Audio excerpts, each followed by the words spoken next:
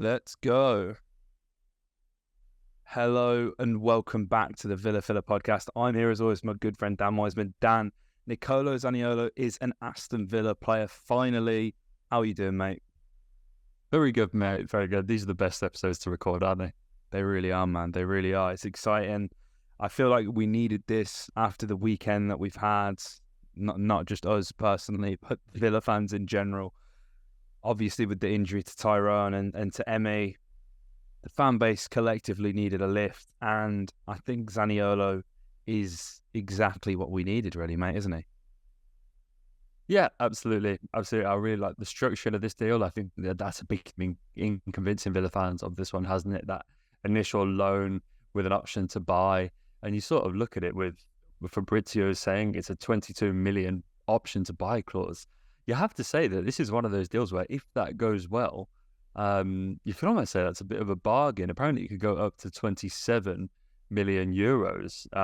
So yeah, I mean, 22 million euros as an option to buy, that's got to come in at just under 20 million pounds for someone that's as young as Zaniolo is, but as much potential as he has.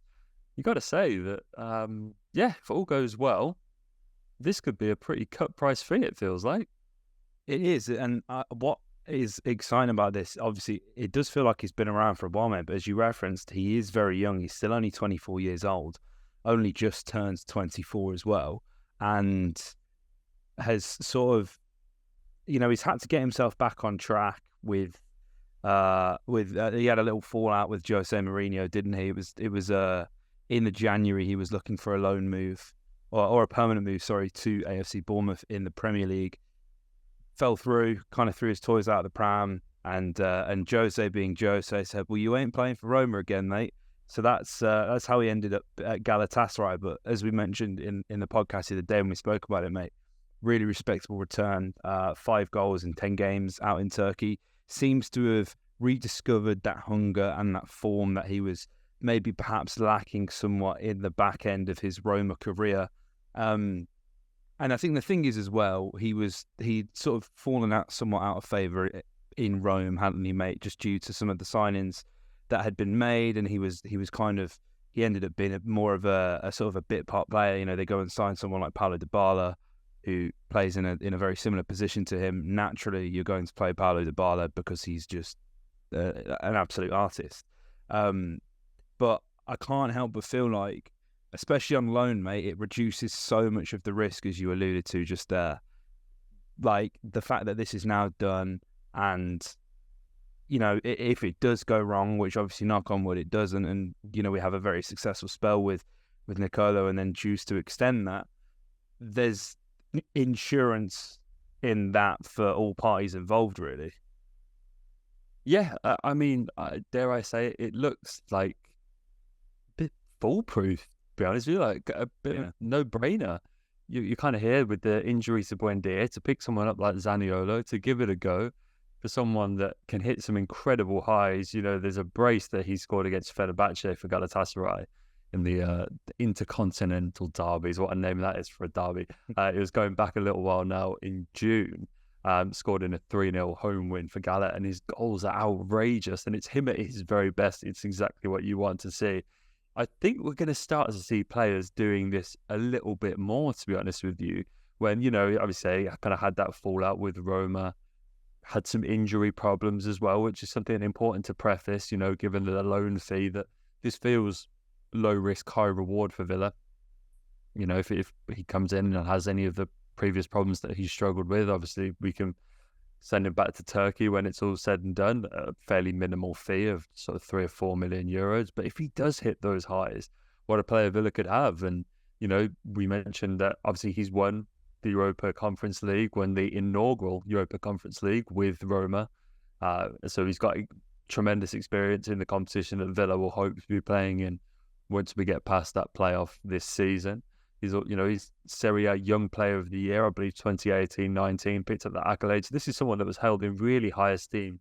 Just didn't go quite his way, but yeah, it's just that move to kind of step out of the limelight and look like it's still a pretty bright light out in Turkey when you look at the players that Galatasaray had. That brace that he scored against Fenerbahce. Mauro Icardi scored in that game. They've now got Dries Mertens and Lucas Torreira and Wilfried Zaha, and there's a lot of good players out in that Galatasaray side. And so kind of take a moment to find his feet again for a side still playing in Europe, to keep gaining experience in that regard.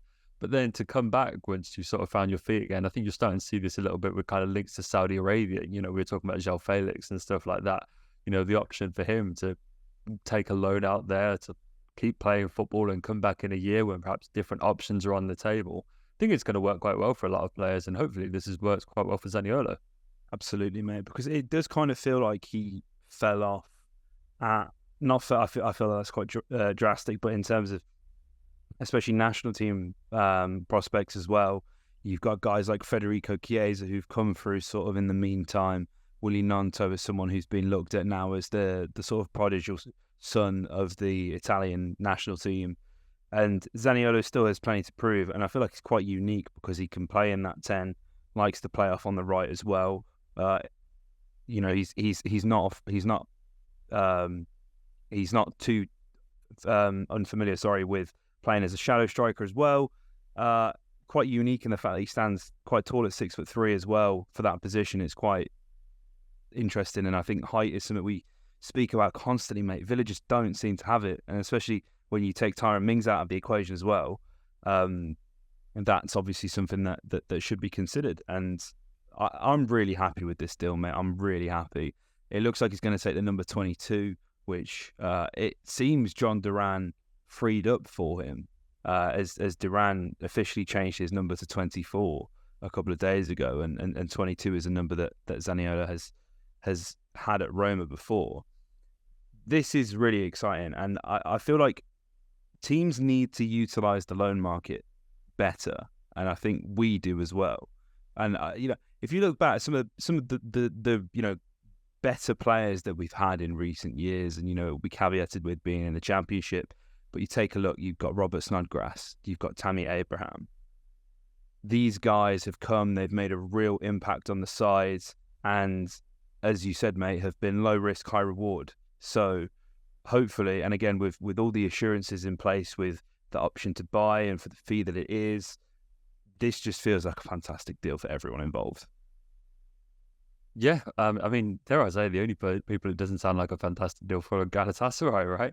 Yeah, I mean, they're losing like a really good bit of talent for a very low, like minimal fee. They're not going to be able to do too much of that. Obviously, they have got the incoming Wilfried Zaha that I spoke about, but there's still a massive part of their squad, someone that was clearly very important, and their title run last season that they're losing to with no obligation or anything like that. But hey, like, one man's loss is another man's gain, and hopefully that'll be it for Villa. I think, you know, it's not a like for like for Buendia, but it's reassuring that we've acted so quickly to fill that gap in the squad. I mean, the links to this like transfer were actually coming out before, like the day before Buendia got that injury. So it's clear to see how quickly we've acted on this. And so hopefully now with Tyrone picking up that injury, if we see other places in the squad that we need to kind of address, hopefully we'll be just as swift to nail down those as well. Absolutely, mate. And it wasn't as quick as the Jack Harrison saga, but it was quick enough for us to get this one over the line. And again, just to reiterate, absolutely buzzing about this one. Really looking forward to seeing how this one goes. Guys, let us know your thoughts in the comment section down below on this deal. If we've got any, I know we have a few Italian listeners, so any Italians, let us know your thoughts on this deal and on Zaniolo as a person, as a player, in the comment section down below. And if you're new here, make sure you subscribe to the channel so you never miss a video or a podcast from us here at Heart of the Whole of the Villa.